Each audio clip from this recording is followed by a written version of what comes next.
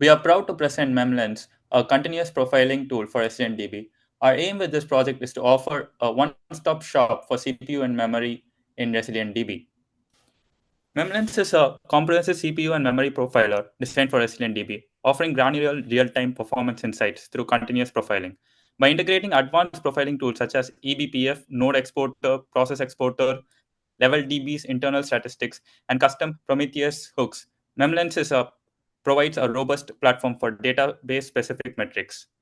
The key metrics include cache hit ratios, storage and disk performance, CPU usage, call stack visualizations, dependency graphs, and more.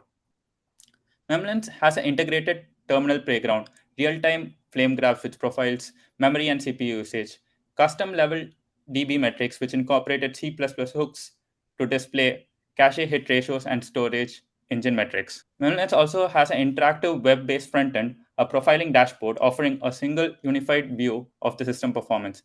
It also is optimized for smooth performance in Linux-based systems. Bisman will now take over for the demo. So we're just going to open MemLens on our local host 5173 and over to Bisman for the presentation. So here we have the landing page of MemLens. We have a beautiful visualizer which moves as you scroll down. We have some little information about PBFT for someone who's new to this. So we can understand what the request phase is, what pre-prepare and prepare phase is, and then when we finally commit the message. Down here, we have a visualizer where we can see all the nodes interacting with each other and how in PBFT a message is actually sent to the database.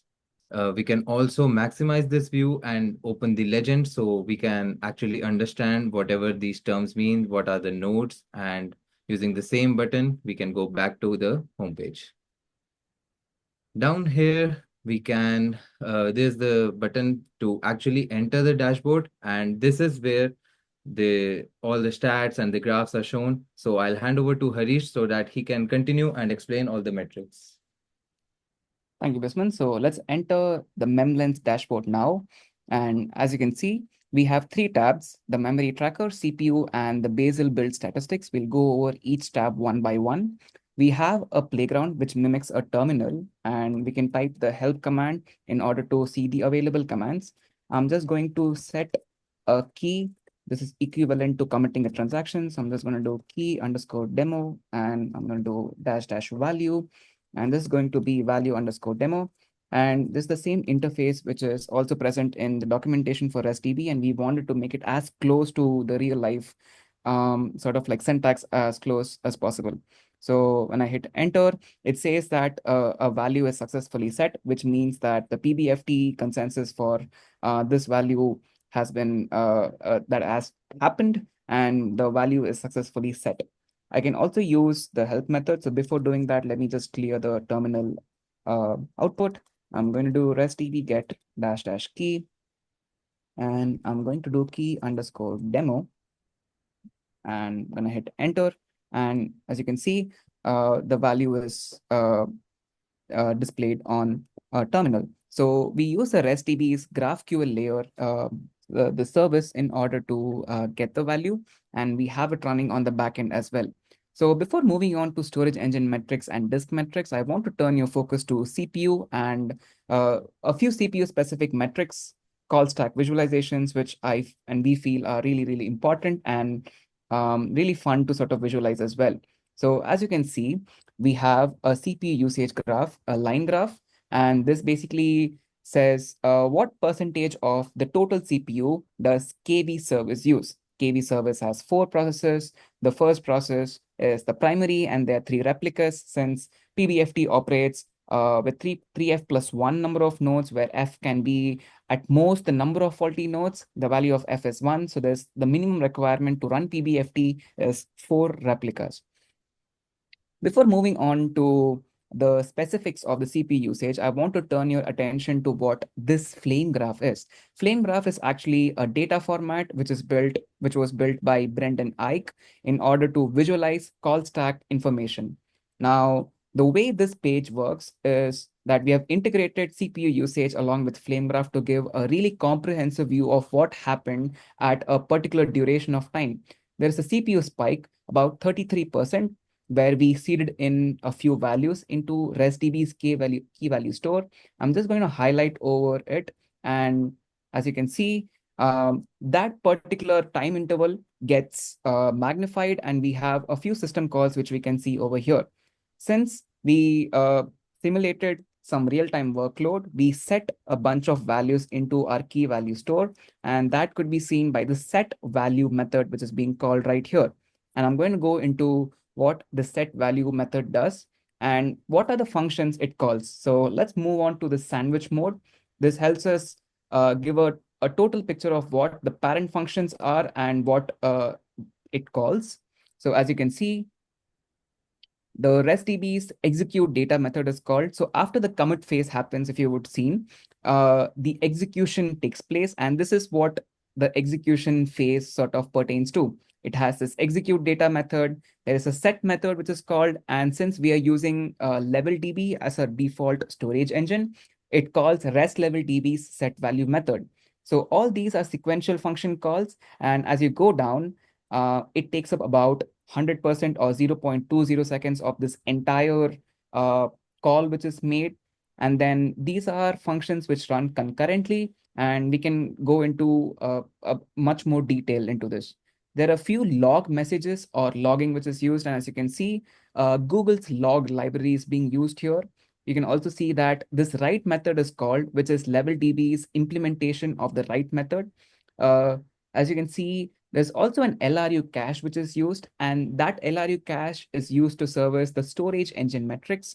Our team built a very thin storage sort of cache and LRU cache on top of LevelDB in order to sort of retrieve a few keys from memory. And this LRU cache is usually implemented using a DQ and a unordered map. And there's proof and evidence for that as well. There's a DQ iterator right here. And if you scroll down here, there's a basic sort of DQ which happens right here. And there is also a map which is used alongside. So that's really fun because you get to see each and every function call which is made even by these internal data structures and how they are implemented. Really cool, right?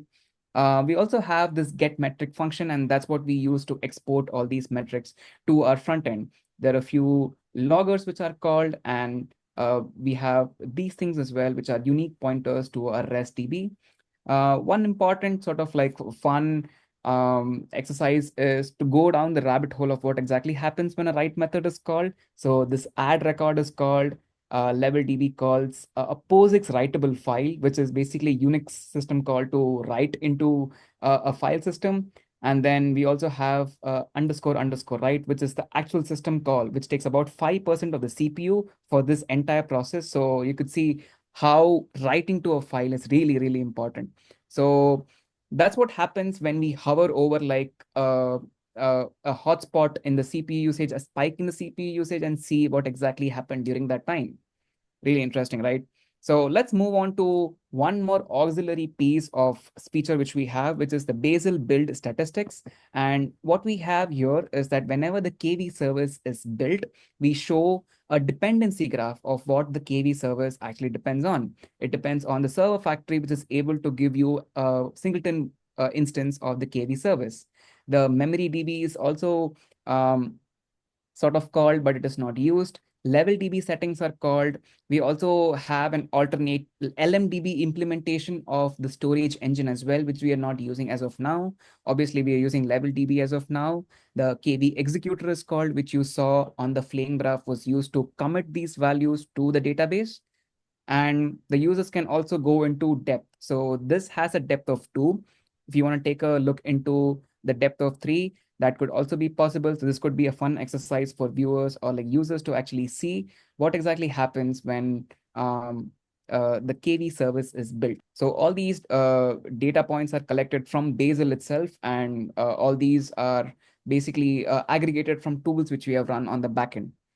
Now, moving on to memory tracker, the fun part of MemLens, we have the cache hit ratio. As we said, the LRU cache is used to service these requests, and about 58% of all requests are served from the cache. The database size is basically the size of the data present in LevelDB with compaction in place, which means that once 64 KB of data is seeded into or put into LevelDB, it compacts those data points or those keys and values to a smaller size, and that's what this size basically indicates. We also have memory footprint, the RSS memory, which is the current process memory which is being used by the key value store.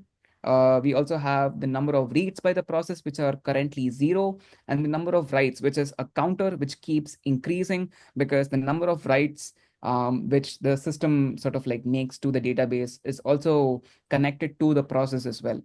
We also have a little Ookla speed test like dashboard to calculate the P99 latency. And this actually measures the latency for your getters and your setters. We have a set method right now, but what you could do is click on this go method right here, and this would calculate what is the latency for the set method, the set API, which is used. So that's about 3000 milliseconds or 3 seconds.